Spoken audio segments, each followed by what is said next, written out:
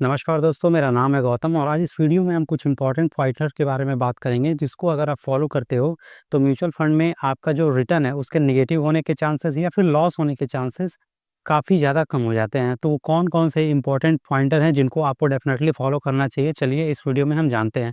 लेकिन उससे पहले आपसे रिक्वेस्ट है, अगर आप इस चैनल पे नए हैं और अभी तक आपने इसे सब्सक्राइब नहीं किया है तो प्लीज़ सब्सक्राइब कर दीजिए, शेयर कर दीजिएगा और लाइक कर दीजिएगा। तो देखिए स्क्रीन पे आपको साइड में दिख रहा होगा, यहाँ पे मैंने कुछ लिखा हुआ है। देखिए, अगर इन्वेस्टमेंट के लिहाज से देखा जाए तो म्यूचुअल फंड में कौन-कौन से इंपॉर्टेंट कैटेगरी होते हैं, मतलब कहाँ ज़्यादातर लोग इन्वेस्टमेंट करते हैं। भई ज़्यादातर लोग लार्ज कैप में, मिड कैप में या फिर स्मॉल कैप में या फिर कोई अदर सेक्शन है, ठीक है? तो यहीं पे ज़्यादातर लोग इन्वेस्टमेंट करते हैं, यहीं पे ज़्यादा इन्फ्लो आता है। मेनली लार्ज कैप कंपनीज़ होती है, mid cap and small cap companies होती है। अदर सेक्शन में मैंने कुछ टैक्स सेविंग फंड या फिर बॉन्ड वगैरह को लेके रखा है, गोल्ड ईटीएफ वगैरह को लेके रखा है। तो यहाँ पे मैं इसे इग्नोर करूँगा।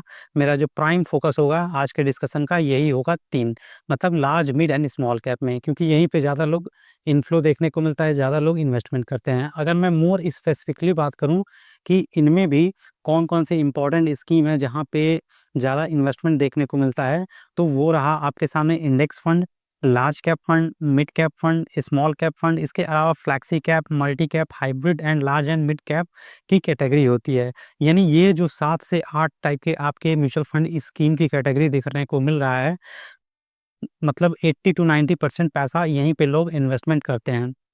तो एक बात आप खुद सोच के देखिए, आपकी एक्सपेक्टेशन कितनी है रिटर्न को लेकर? इसके बारे में यहाँ पे हम बात अपनी शुरू करते हैं। देखिए, सारा खेल रिटर्न का है, ठीक है? हम इन्वेस्टमेंट करते हैं, किस लिए करते हैं? ताकि हमें ज़्यादा से ज़्यादा रिटर्न मिल सके और लंबे समय में हम एक अच्छा खासा वेल्थ क्रिएट कर सकें। अच्छा, एक चीज़ और मैं यहाँ पे ऐड करना चाहूँगा, ये जो कुछ भी मैं बता रहा हूँ ना, ये लॉन्ग टर्म इन्वेस्टमेंट के लिए है, शॉर्ट टर्म के लिए मैं नहीं बता रहा हूँ, इस बात को आप ध्यान रखिएगा।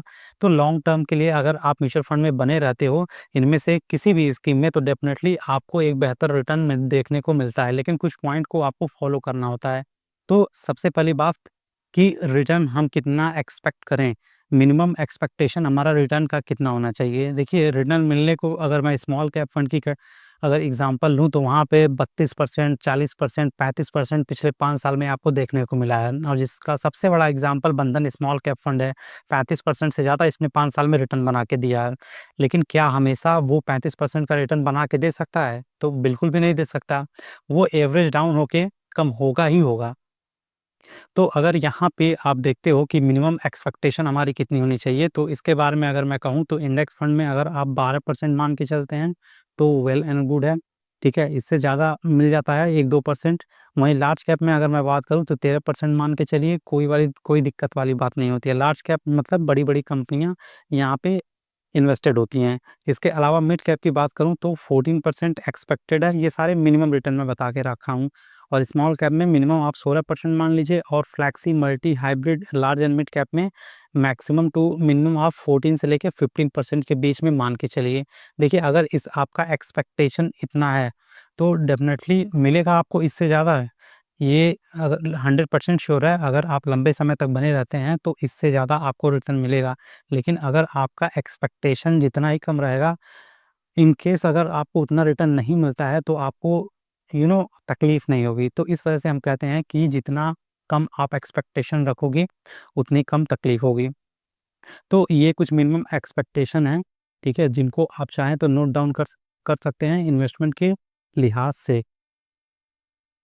इसके अलावा एक और सबसे इम्पोर्टेंट चीज़ है कि अगर आपने एक अच्छा फंड सेलेक्ट किया है, उसके लिए क्या-क्या क्राइटेरिया होना चाहिए। तो सबसे पहले आपको एयूएम देखना है, 50,000 करोड़ से ज़्यादा एयूएम होना चाहिए। फंड का एज देख लीजिए, 5 साल पुराना फंड हो, उससे ज़्यादा पुराना फंड हो तो अच्छा है। रिटर्न आप कंपेयर करके देख लीजिए, मतलब कैटेगरी एवरेज से और बेंचमार्क से ज़्यादा रिटर्न दे रहा है तो ठीक है। तो ये कुछ बेसिक चीज़ें हैं जो अगर आप देख लेते हो, ठीक है, और इसके आधार पे इन्वेस्टमेंट करते हो टॉप 3, टॉप 5 में, तो डेफ़िनेटली आपका लॉस होने का खतरा कम होता है, नेगेटिव होने का चांसेस तो बिल्कुल ना के बराबर होता है। इन्वेस्टमेंट की अगर मैं बात करूँ तो देखिए, इन्वेस्टमेंट काफ़ी ईज़ी होता है, ठीक है? ये कोई बहुत ही बड़ा कॉम्प्लिकेटेड प्रोसेस नहीं है, लेकिन हम इसे कॉम्प्लिकेटेड बना देते हैं। बहुत सारे चैनल पे आप देखोगे तो बहुत सारे डिफरेंट काइंड ऑफ रेशियो बताए जाते हैं। अल्फ़ा चेक करो, बीटा चेक करो, स्टैंडर्ड डेविएशन चेक करो, शार्प रेशियो चेक करो, टर्नओवर रेशियो, एसेट एलोकेशन और पता नहीं क्या-क्या बताया जाता है चेक करने को। लेकिन ये चीज़ें इन्वेस्टमेंट को और भी ज़्यादा कॉम्प्लिकेटेड बना देती हैं, ये बात आप जान लीजिए। इन्वेस्टमेंट बहुत बड़ा कोई रॉकेट साइंस नहीं है। अगर कुछ चीज़ें आप फॉलो करते हो, बिल्कुल आसान है इन्वेस्टमेंट। तो आई होप अभी आपको समझ में आ गया होगा कि कैसे आपको इन्वेस्टमेंट करना है।